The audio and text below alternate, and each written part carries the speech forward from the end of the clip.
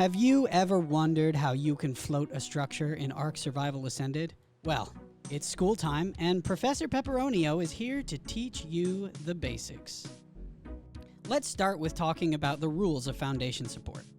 So, the first thing you need to know, Ark Survival Ascended's foundation support will support any structure directly connected to a foundation, within a range of 3 foundation lengths away from the original in length and width.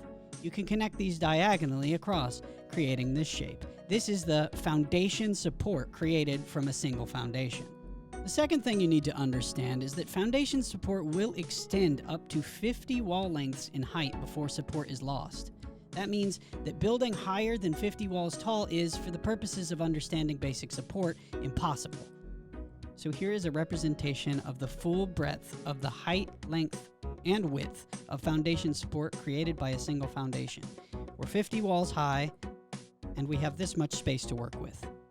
So now let's talk about floating structures. So I've went ahead and placed down a line of foundations here at the bottom, and since this is connected to the walls all the way up here, we will be able to get foundation support as far away as 3 foundations past that furthest one. So we can extend it all the way to here. Now, to demonstrate how to create a floating structure, I'm going to get rid of all of these ceilings up top.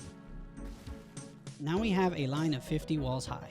Next, we're going to use a Tech Large Cellar Door or a Tech Behemoth Cellar Door, and we're going to place that down, like so. On the end, we can add our stone ceilings.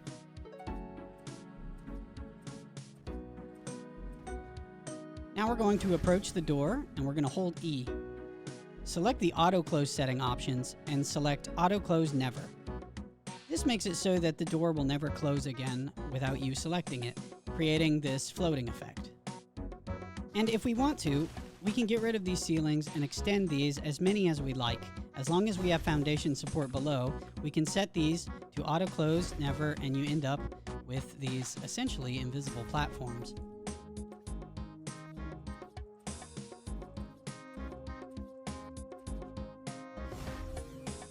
This lets us get further and further away from our initial supporting wall.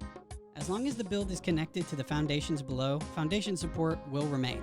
However, we aren't quite done, because with this method, you end up with this terribly ugly looking line of walls rising up into the sky, appearing to be disconnected from the actual build, as well as a fairly terrible looking foundation parking lot here below once you extend the build. So let's talk about how to work around this. So to make this method a little bit better, what we're going to look for is a piece of terrain or mesh that is relatively flat. A flat cliff face, or in the case of extinction, a nice building edge is going to work perfectly for our method. So what we want to do is take a foundation and we're going to place it so that it's not completely against this wall, but just slightly removed away from it like this. Good. Now we're going to use a small pillar and we're going to place it in the corner. Then we're going to take this up to our desired heights. Let's go 40 high.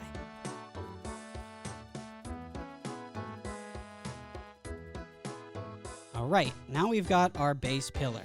Now we're going to head back down to the bottom. Attached onto this original foundation, we're going to take these a few out.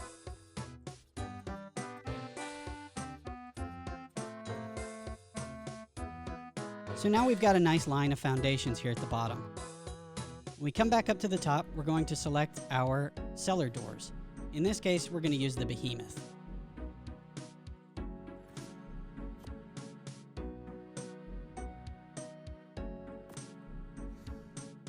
Now we'll go back up to the top, and I'm going to select a Tech Behemoth Cellar Door. I'm going to snap until I get the point that I want. This one here. Now we'll add a couple more onto that. Now we can place down a stone ceiling. Now we approach the gate, auto close setting to never, and we do the same on all 3.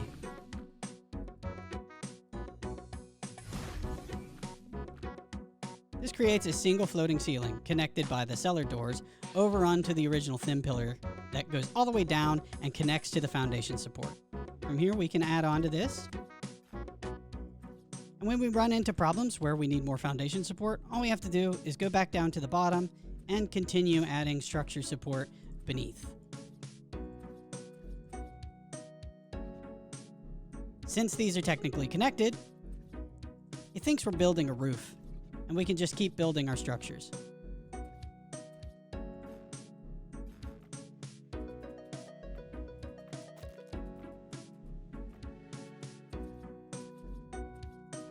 And from here, we can just start our build. The only other problem may be that you might not like having a big, gigantic parking lot structure of foundations down below.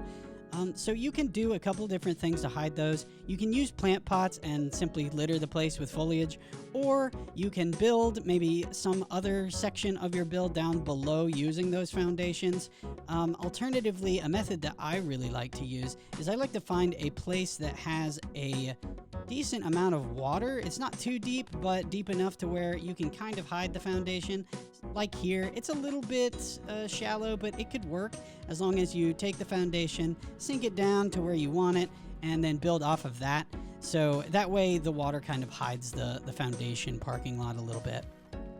And with that, you now have another building tip in your tool belt that you can use to create all kinds of creative builds. Some ideas for this, you could use it to create actual floating ships on the water that don't rely on a raft or a motorboat. You can create a floating castle with maybe a village down below, taking use of the foundations that are going to be below the build. There's lots of different things that you could come up with, and I hope that you'll share with me if you come up with any cool ideas in the comment section below. Thank you so much for watching my video today, and until next time, bye for now.